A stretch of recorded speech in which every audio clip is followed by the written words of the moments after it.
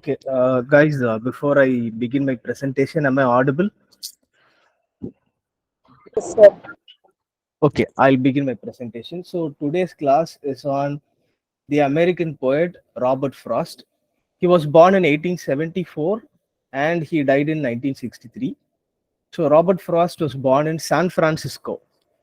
So, his birthplace was San Francisco, America, and he lived his early teenagers in San Francisco. He did his schooling over there, but later, when his father died of tuberculosis, uh, Robert Frost, along with his family, moved to Massachusetts, where he lived with his relatives. And in Massachusetts, he was doing his high school in Lawrence High School, where he met his wife, Eleanor Miriam White, and they both were in love. And later he married Eleanor Miriam White in 1896, and in 1897 they had a son. His name is Eliot. So Robert Frost, after high school, he enrolled himself in Dartmouth College, but he was not able to complete his degree. He discontinued after one semester, and later he enrolled in Harvard University, where again he discontinued after 3 semesters because of his marriage with Eleanor Miriam White and having a son when he was studying in Harvard University. So that was the reason why he discontinued his studies after 3 semesters in Harvard and one semester in Dartmouth College because of his family pressures, and therefore he was not graduated. He never graduated. He never had a proper degree. But when he was studying over there, he excelled in all his studies. And Robert Frost's life can be divided into two phases. So his early phase before he became famous, and the later phase after becoming a famous poet. So before becoming a famous poet, Robert Frost worked as a reporter in a local newspaper, and he was the editor of a magazine called Lawrence Sentinel, and he was briefly a teacher in Pinkerton Academy. And after becoming famous, he became a professor in Amherst College, Dartmouth College, where he discontinued his education, and also Harvard University, where he did his 3 semesters without completing a degree. And also, he was a poet in residence at University of Michigan. So, but he was not only a local newspaper reporter and editor, but he was also a cobbler. You know what a cobbler means, right? A cobbler na One who shoe mends taker. the shoe. Yeah, one who will mend shoes. செருப்பு தைக்கிறவங்க. So he was not worried about his professions. He was focused. He was dealing with the pressure of earning money because of his family pressures, and also because he has been married at a very young age and having a son at a very young age. Now we'll move on to the life and works of Robert Frost. Robert Frost, like some writers, he was a late bloomer.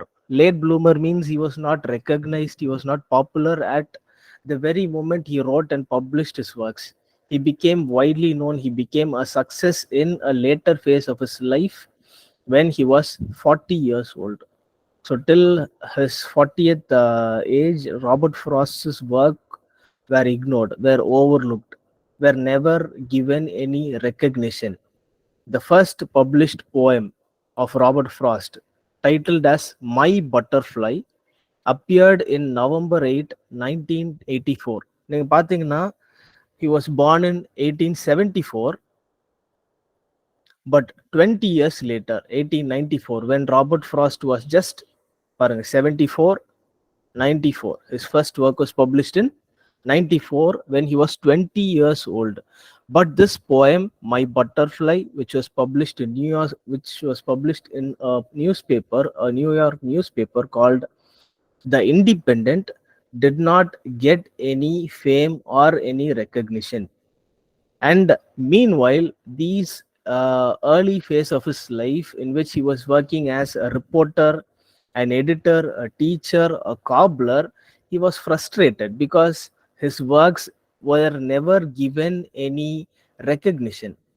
அங்கீகாரம் இல்லை. அதனால என்ன பண்ணிட்டாருன்னா, he moved to England. So he was from America, he moved to England to write poetry and to start a new life.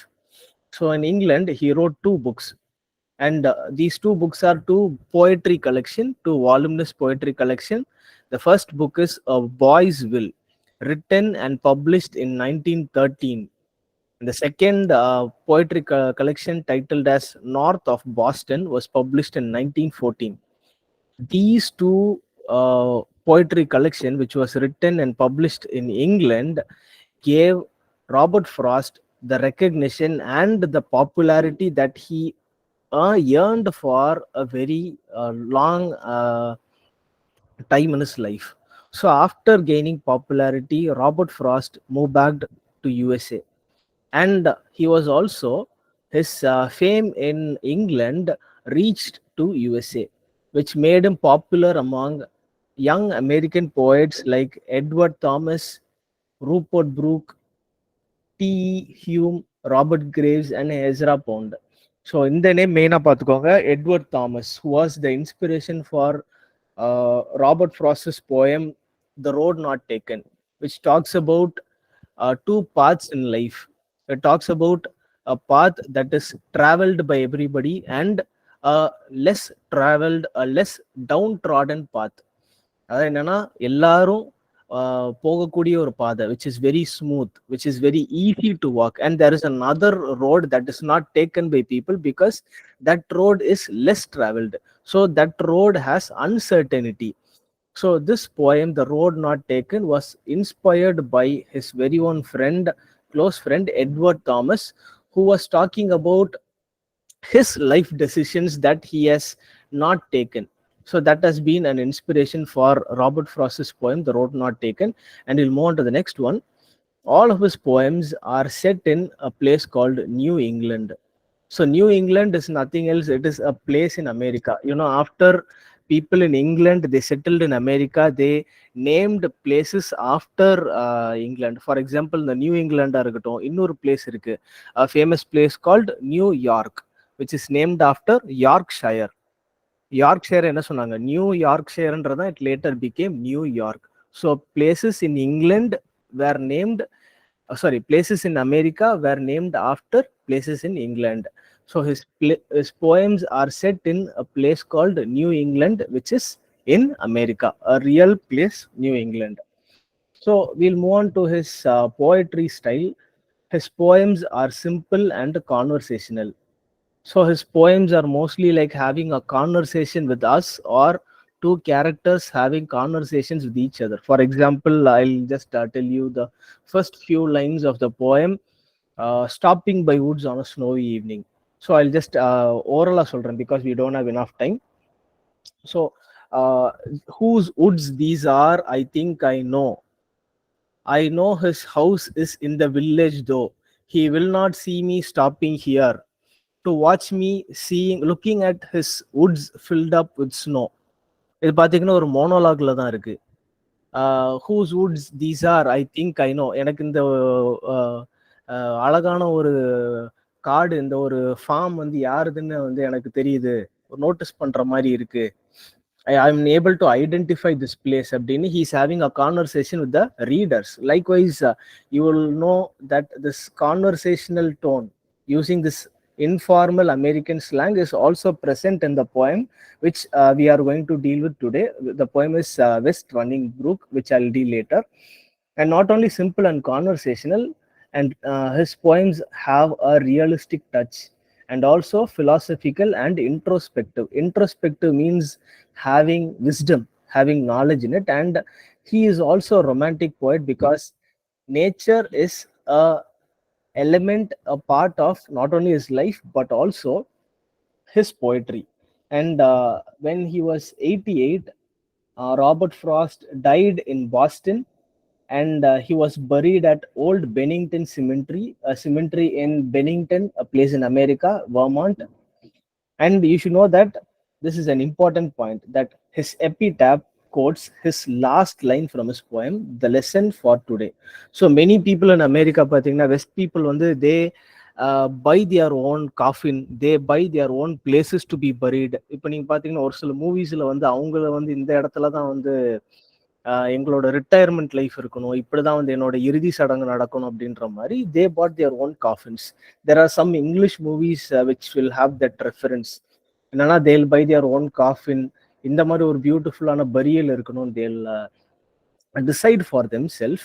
So similarly, there are some writers who write their own tombstone. Tombstone என்னன்னா அந்த கல்லறையில இருக்கிற அந்த கல்லு, இன் loving memory of அப்படின்னு அவங்களோட name, birth and death date இருக்கும்போது கீழே அழகான ஒரு பியூட்டிஃபுல்லான ஒரு கொட்டேஷன் இருக்கும் ஃப்ரம் பைபிள், ஃப்ரம் ரிலீஜியஸ் டெக்ஸ்ட்ல இருந்து they will have some quotations or some quotations describing about that person தான் அந்த tombstone ல இருக்கும். That is called as epitaph. So in the epitaph of Robert Frost, he has quoted his very own poem. The title of the poem is Lesson for Today, The Lesson for Today. And in that, the last line of the poem is, I had a lover's quarrel with the world. I'll repeat, I had a lover's quarrel with the world. So this is all about the life and works of Frost. These are the notable works of Robert Frost. His first two poetry collection, and the remaining are his notable collection. I'll just share. Sir will share the PowerPoint presentation, the PPT, in the WhatsApp group, so you don't have to worry about this. Just note it down when you get the PPT. I'll move on. And all you have to know is that Robert Frost was not only a poet, he has written some essays. And most of them were not taken serious, except this one, The Figure a Poem Makes. Because in this essay, he has made famous commentaries, the famous two quotations that was often used by Robert Frost. So The Figure a Poem Makes talks about an ironical perspective of Robert Frost, which damns, which criticizes scholars, aspiring poet to have a formal awareness or a cavalier attitude. I'll explain it, which means that a poet should not be careful, should not be concerned about what others think. Adan the formal awareness and cavalier attitude that a poet should not be bothered, he should not be concerned about what any other people thinks about him or about the work of art that he has written, with which the poet will be judged. So he says, on the other hand, he also talks about the experience of writing poetry than reading. So the pleasure of poetry comes from reading a poetry, but here he talks about the experience of writing the poetry. And also he says that the poem at first, after being written, has some negative effects according to Frost, because the poem will talk about what it does not have. So when a poem, ஒரு போயட்ரியில் பார்த்தீங்கன்னா ஒரு விஷயம் எழுதியிருக்கும் போது இதில் இந்த விஷயங்கள்லாம் இல்லை, these aspects are lacking in that poem அப்படின்னு ஒரு நெகட்டிவ் பர்ஸ்பெக்டிவ் தான் first will be the result of the poem. But later it will become positive because there are some things that is present, which is the figure of a poem.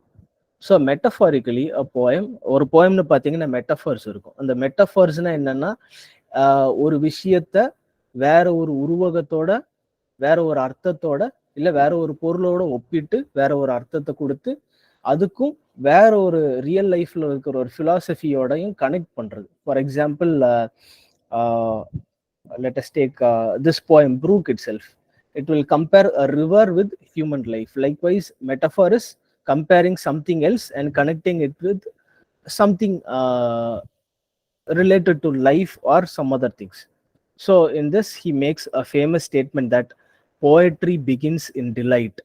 Just like in the essay of dramatic poesy la irukra or point தான், that drama should delight, drama is delightful nu or point on the mari. Here Robert Frost makes a famous statement that poetry begins in delight and ends in wisdom. I shared the entire the full quotation here, and you can find it on the PPT. I'll skip to the next one. Here are the achievements of Robert Frost. So the achievements of this writer is very vast. You should know that he is the first writer, American writer. So because Pulitzer Prize is a prize which is given to American poets for their poetry. Robert Frost is the only poet who has won the Pulitzer Prize 4 times in a row. Sorry, 4 times, not in a row. He has won the Pulitzer Prize for poetry 4 times for his poetry collection. First one is New Hampshire, which was written and published in 1923, followed by Collected Poems, which was written and published in 1930. And the next one is A Further Range, 1936. And the fourth one is A Witness Tree. All these four are poetry collections. Poems கிடையாது, இது வந்து poetry collection. The poetry collectionக்காக he has won Pulitzer Prize. And not only that, he was the poetry consultant to the Library of Congress. It is not ஒன்றும் பெரிய விஷயம் கிடையாது. என்னன்னா அந்த Library of Congressனா என்னன்னா poet laureate, சரிங்களா? He was the poetry consultant in the Library of Congress from 1958 to 59. I would have mentioned it in the PPT that this post was later styled as poet laureate. So this is the poet laureateship. And there is another thing. The duty of a poet laureate is to recite poems. Poet laureate என்னன்னா simple தமிழ்ல சொல்லணும்னா அரசவை புலவர்கள். அரசவை புலவர்களோட வேலை என்ன? மன்னர்கள் முன்னாடி போய் கவிதைகள் வாசிச்சு அவங்கள மகிழ்விக்கிறது. Similarly, in the later phases of being a poet laureate, they also recited poems in certain ceremonies. And Robert Frost has also done it. He has done it twice. The first thing is he has recited a poem called The Gift Outright for the inauguration of President John F. Kennedy. So John F. Kennedy is the 35th president of America, and John F. Kennedy is famous because he was assassinated. He was killed at a very young age after becoming the president of America. So the president ஆன உடனே அந்த inauguration வைப்பாங்கல்ல, அந்த பட்டம், அந்த ஒரு பதவியேற்பு விழா, that is called as inauguration. அந்த பதவியேற்பு விழால இவர் வந்து ஒரு poem recite பண்றாரு. The title of the poem is The Gift Outright. And he has won the next year in 1960. He has won the Congressional Gold Medal in 1960. And in 1961, you should make note of this year and date. On July 22, 1961, Robert Frost was named as the Poet Laureate of Vermont. He became the Poet Laureate of America. And he has also recited another, as I said, his poems in another occasion, which was a fundraising event. And he has recited these 4 poems. Choose Something Like a Star, Stopping by Woods on a Snowy Evening, Away. And the next poem is Lines Written in Dejection on the Eve of Great Success. So these 4 poems were recited in a fundraising event called as American Pageant of Arts on 1962. A few months later, the presidents who were the part of the event, one was John F. Kennedy and Dwight Eisenhower, the 34th president and the 35th president, were present in this event. A few months later, John F. Kennedy was assassinated, and that is not important. The most important thing that we should notice that he was nominated for the Nobel Prize in Literature 31 times. So he has the highest count of winning the Pulitzer Prize, which is 4 times for these 4 poetry collection, and he has been nominated for the Nobel Prize in Literature 31 times, but he has never won the Nobel Prize for Literature. And he has also won the Bolligan Prize for American Poetry. This is another prize given for American poets called as the Bolligan Prize. He has won it in the year 1963. And the next one is his famous poem, The Road Not Taken, which is often quoted. I can see this, the last line of the poem, which is very famous. Many people use it as their WhatsApp status, or even there is the famous line quoted in a movie called Varnam Ayram. I'll just say the lines. I have miles to go. The woods are lovely, dark and deep. I have miles to go before I sleep. I have miles to go before I sleep.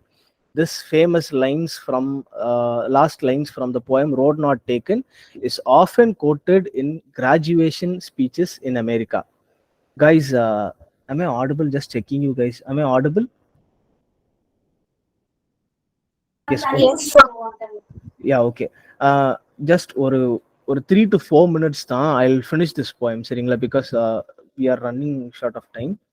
I know that it's already late. I'll just finish this poem very fast. So the poem that we are looking in today is West Running Brook. This poem was written in the year 1923, but it was published 5 years later. Okay, so it was published 5 years later in 1928, and it was published by Henry Holt and Co. And this poem takes place, or the setting of this poem is in Derry, place in New Hampshire. And you know that New Hampshire is the poetry collection that won Robert Frost his first Pulitzer Prize. So the poem is set in Derry, New Hampshire. And this poem talks about a brook that is running west. What is a brook? Now it is nothing but a stream. ஒரு நீரோடை சரிங்களா, ஒரு நீரோடை west நோக்கி போயிட்டு இருக்கு. So why is that brook? எதுக்குனால அந்த நீரோடையை வந்து வித்தியாசமா பாக்குறாங்க அப்படின்னா, இந்த டெரின்ற பிளேஸை தவிர டெரின்ற பிளேஸ்ல பாத்தீங்கன்னா it is located in South America, sorry North America. அந்த இதில் பார்த்தீங்கன்னா நியூ ஹாம்ஷயர்ல all the brooks flow towards the north side, towards the ocean. கடலை நோக்கி தான் என்ன பண்ணும், எல்லா நதிகளும் நீரோடைகளும் போய் கடல்ல தான் போய் சேரும். So when all the brooks, all the streams, all the rivers go northward, there is one particular brook, one particular stream that flows towards the west, and that makes the brook unique. அதுக்கு வந்து ஒரு தனித்துவமும் ஒரு தனித்தன்மையும் இருக்கு சரிங்களா. என்னன்னா எல்லாரும் போற பாதை இது பாத்தீங்கன்னா, நீங்க இந்த ரோட் நாட் டேக்கனோட ஒரு கான்செப்டோட இதாகுது. எல்லாரும் போற பாதை, இது யாரும் போகாத ஒரு பாதை. That makes the brook unique. So having this philosophical tone for writing this poem, Robert Frost was called homespun philosopher. இது நல்லா நோட் பண்ணிக்கோங்க, homespun philosopher for writing this poem. And I wanted to tell that this is not just a poem. இது poem மட்டும் கிடையாது. The poetry collection is called as West Running Brook. So Robert Frost has written a poetry collection which was in 1923 and it got published in 1928. West Running Brook வந்து என்னன்னா, it is the title poem. So because of this book and because of this poem, he was called as homespun philosopher. Kindly make note of this. So I'll start with the poem. Fred, where is north? North is there, my love. The brook runs west. West Running Brook, then call it. West Running Brook, men call it to this day. What does it think it's doing running west? When all other country brooks flow east to reach ocean, it must be the brook. Can trust itself to go by contraries, then why can I with you and you with me? Because we are, I don't know what we are. What are we? Young or new? We must be something. We said we two. Let's change that to we three. As you and I are married to each other, we'll both be married to the brook. We'll build our bridge across it, and the bridge shall be our arm thrown over it, asleep beside it. So the first passage பார்த்தீங்கன்னா, Fred, where is north அப்படின்னு கேட்குறாங்க. The wife is asking her husband. We are able to identify it as his wife because she uses the word my love அப்படின்னு சரிங்களா. The word love refers to the partner in a relationship. So the partner, the woman, is referring to her husband. His name is Fred. The woman's name is unknown. And she asks, where is north? North direction எங்க இருக்கு அப்படின்னு கேட்குறாங்க. He says north is pointing towards there. He shows a direction, but this brook is flowing towards west. Why? The girl on the கேக்குறாங்க. And the man replies that we must call it as West Running Brook.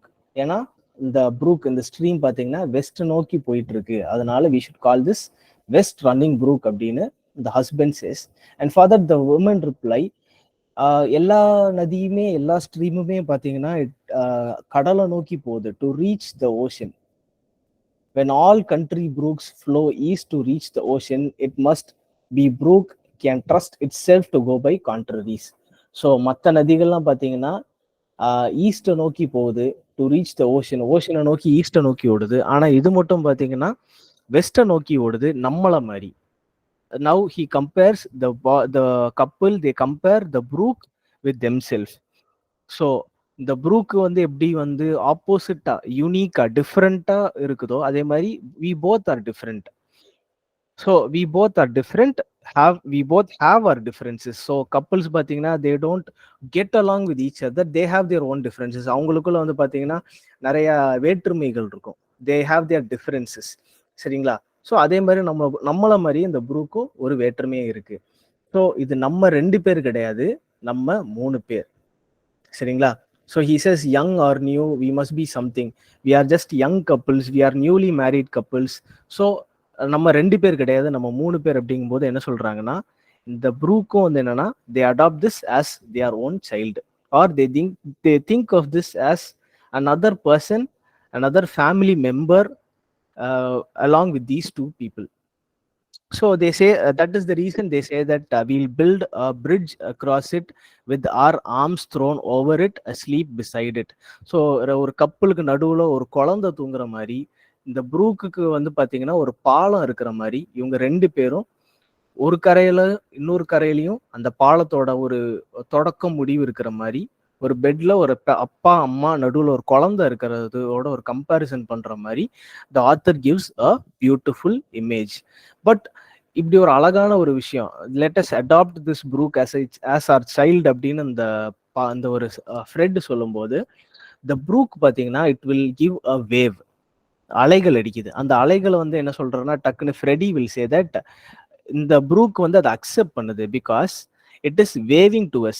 Just see the last 2 lines. It is waving to us with the wave to let us know it hears me, which means that this brook is accepting to be a part of our family. It is accepting what I said அப்படின்றதா. சரிங்களா? So the next part, there are just 3 parts, sorry 4 parts. Before that, ma'am, excuse me ma'am, hello guys, are you able to hear me? Yes, sir. Okay, நான் I try to be as brief as possible. கொஞ்சம் ஃபாஸ்ட்டாகவே சொல்லிடுறேன். You guys are okay with me explaining, or do you want to go want me to be more precise? Short and ஸ்வீட்டாக சொல்லிடவா இல்லை கொஞ்சம் explain பண்ணுறது okay தானே உங்களுக்கு? Hello, Okay, sir. Okay, sir. Explain பண்ணவா இல்லை இதே மாதிரி எக்ஸ்பிளைன் பண்ணணுமா டீட்டெயில்டாக, இல்லைன்னா கொஞ்சம் கட் ஷார்ட் பண்ணி ஷார்ட்டாக ப்ரீஃபாக சொல்லணுமா உங்களுக்கு? ஷார்ட் அண்ட் Sir, பிரீஃபா brief போதும். is not. ஓகேம்மா, ப்ரீஃபாகவே சொல்லிடுறேம்மா. Why my dear the waves been standing off? So then which means I'll just read the entire part by part, or read panta, I'll just be brief. Sorry for taking your time there. Okay. Why my dear that waves been standing off this jut of shore, the black stream catching a sunken rock, flying backward on itself in one white wave, and the white wave rode the black forever, not gaining but not losing like a bird. White feathers from the struggle of whose breast flecked the dark stream and flecked the darker pool below the point, and we are at last driven, wrinkled in a white scarf against the far shore alders. That waves been standing off just of this jut of shore ever since rivers I was going to say, and we were made in heaven. It wasn't waved to us. It wasn't yet, it was, if not you, it was me in an annunciation. Oh, if you take it off to Lady Land, as it as it were the country of the Amazons, we men must see you to the confines of and leave you there. Ourselves forbid to enter. It is your brook. I have no more to say. Yes, you have to go on. You thought of something. So now in the passage பார்த்தீங்கன்னா he'll say that the waves வந்து என்னன்னா this stream பாத்தீங்கன்னா it starts to move forward, and இதுக்கு வந்து பாத்தீங்கன்னா it has an opposite motion, and it has a white wave because இந்த அலைகள் அடிக்கும்போது பாத்தீங்கன்னா நுர வர்ற மாதிரி it has a white wave. அந்த white wave பார்க்கறதுக்கு பாத்தீங்கன்னா it looks like a white bird, a white scarf, and this has been this the appearance of the Brook has been explained here. And the next part he says that we'll adopt this as our son அப்படின்னு சொல்லும்போது this women will not say anything. So for that he'll say, if it wasn't yet it was, if not you it was me in an annunciation. இது வந்து ஒரு biblical allusion. Annunciation என்னன்னு பாத்தீங்கன்னா Virgin Mary, mother of Jesus, வந்து she will not give birth to Jesus through this with the blessing of uh, Gabriel, the angel sent from God, சரிங்களா? Which means that Jesus Christ was not born out of lust like other human beings அப்படின்ற ஒரு concept தான். Which means that Mother Mary was a virgin and she was blessed with a child அப்படின்ற மாதிரி தான். கடவுளால் ஆசீர்வதிக்கப்பட்டனால அந்த குழந்தை வயிற்றுக்குள்ள பிறந்துச்சு அப்படின்ற ஒரு கான்செப்ட் தான். அதே மாதிரி he says that this beautiful river is being white in color, and this white color, this river மூலமா தான் வந்து we originated, and I'll accept this river as a part of our family. And if you don't, if this woman doesn't accept, the lover doesn't accept, Freddie will accept through annunciation, which is a biblical reference. And now he says that this river will flow on. This river will not stop. It will not be in one particular place. It will move to its origin, to this lady land, to the Amazons. It will not stay. It will not. It will flow on to its without any stop. I'll move to the next one. Speaking of contraries, see how the brook in that white wave runs counter to itself. It is from that it is from that in water we were from, long, long before we were from any creature. Here we, in our impatience of the steps, get back to the beginning of beginnings, the stream of everything that runs away. Some say existence is like a pirout forever in one place, stands still and dances, but it runs away. It seriously, sadly runs away to fill the abyss void with emptiness. It flows beside us in this water brook, but it flows over us. It flows between us. To separate us for a panic moment, it flows between us, over us, and with us. இங்க பாருங்க, இந்த lines வந்து ஒரு முக்கியமான lines அப்படின்னு நான் வந்து இன்டர்நெட்ல பார்த்தேன். It flows between us in the water brook, it flows over us, it flows between us to separate us for a panic moment, it flows between us, over us, and with us. And it is time, strength, tone, life, and love, and even substance, lapsing and unsubstantial. These are important lines, guys. So in this lines, the author says that the brook flows without any stop. So it will not stop, even though if there are some rocks that will stop, that will create a counter wave, like this white wave that is forcefully prevented by a hindrance, by a rock. It creates a counter wave that will not make this brook stop.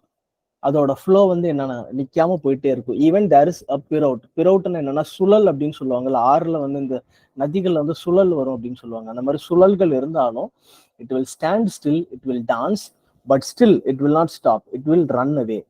It will run to fill emptiness. காஞ்சி போன இடமா இருக்கட்டும், இல்ல வத்தி போன நதிகள் போன ஒரு ட்ரேசஸான இடங்கள்ல கூட it will fill that place. It will flow towards the destination. That is what is said in this line, in the last passage. The universal cataract of death that spends to nothingness and unresisted, save by some strange resistance in itself, not just a swearing, but a throwing back, as if regret we were in it and were scared. It has this throwing back on itself, so that the fall of most of it is always rising a little, sending up a little.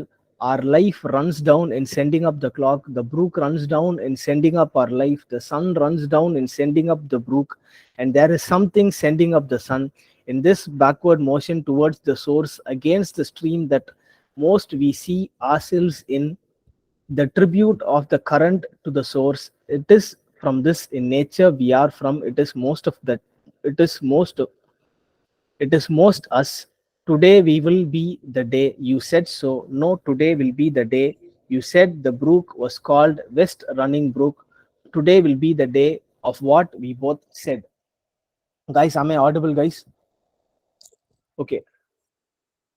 So in this last passage, the author says that even though the brook வந்து பாத்தீங்கன்னா it flows, it has many hindrances, it will fill many places, it has a stop which is the ocean. அதே மாதிரி பாத்தீங்கன்னா human life has will flow without any stop, without any resistance. Now in this passage he compares human life with the brook. So just like the brook that flows towards its destination, human life, even though it has some resistance, or marriage lifeல பாத்தீங்கன்னா இந்த difference இருந்தாலும், இந்த resistance இருந்தாலும், ரெசிஸ்டன்ஸ்னா என்ன, having some hesitation. So அந்த hesitation இருந்தாலும், regrets இருந்தாலும், it should go on. Our life should go on. So every life has an end. The universal cataract of death இருக்குல்ல, அதே மாதிரி here he talks about sending up the clock, sending up the life, sending up the brook, sending up the sun. So everything has its own destination. So just like this brook which will reach its destination, the sun which will also go to its destination, our life will also reach its destination. We cannot resist it. And just like the brook which will have another different alternate current, or which will have a different motion, or which will have a uniqueness, it is nature which cannot, which to which we must obey. And it is from this nature we are from. So here there's another perspective which is about science and nature. So in the 19th century, the 20th century, scientific innovations started to explain nature. In this passage, it is interpreted that Robert Frost has said that nothing can explain nature because nature is amusement, nature is amusing, nature is inexplainable. So this is why he says that today, sorry, it is from this nature we are from, it is most of us. And this is the day these couples, this couple, they accepted their relationship, or this can be understood as this was the day they proposed to each other, they got married, or it was their marriage anniversary, or this was the day they identified the differences or their uniqueness, just like identifying the West Running Brook on this particular day. Okay, so this poem has just as I said earlier, this poem has a conversational tone, a conversation between a married couple. The protagonist, his name is Fred, his wife name is unknown, and there is personification. The brook or the river or the stream is personified with life or with nature. Sorry, it is personified with life or with marriage. And the theme of this poem is marriage, because it talks about marriage. Whatever happens, whatever differences a couple have, whatever resistance or hindrances they have to go on with their life, they have to adjust their life, and they had to continue their marriage. And it also talks about uniqueness, it talks about life and death. Just like the brook flows towards the ocean, life has an end. That end is the ocean, which is death. And it also talks about nature and science. Nature cannot be explained by science. That is another concept that is dealt in the poem. But the theme of this poem is ambiguous and confusing. It has no proper theme. There is no definite answers. Therefore, the poem is open-ended, open for interpretation. So the poem, from this poem, you cannot interpret, or you cannot get just one meaning. Rather, there is multiple meanings. You can make multiple comparisons out of it. You can compare the brook with marriage. You can compare the brook with nature. Sorry, science trying to explain nature, or you can compare the poem with life and death. But there is no answer. This is open ended. Open endedனா என்ன? Open to interpretation. நீங்க என்ன அர்த்தத்துல வேணாலும் அதை எடுத்துக்கலாம். It has no definite answer. The poem Robert Frost does not give any answers in his poems. Okay. So with that, we come to an end. Thank you guys for your patient listening. With that, our session ends. Just ask ma'am if we could end the session. Guys, She's are you on active? the line. Yes. She is not in the line. Okay, guys, shall we end this session? Okay, Yes, sir. sir. Thank you, sir. Okay, ma. Thank you, guys. I'll just share the PPT with the sir. He'll send it to you in our WhatsApp group. Thank you so much, guys. Good night. Thank you, sir. Thank you, guys.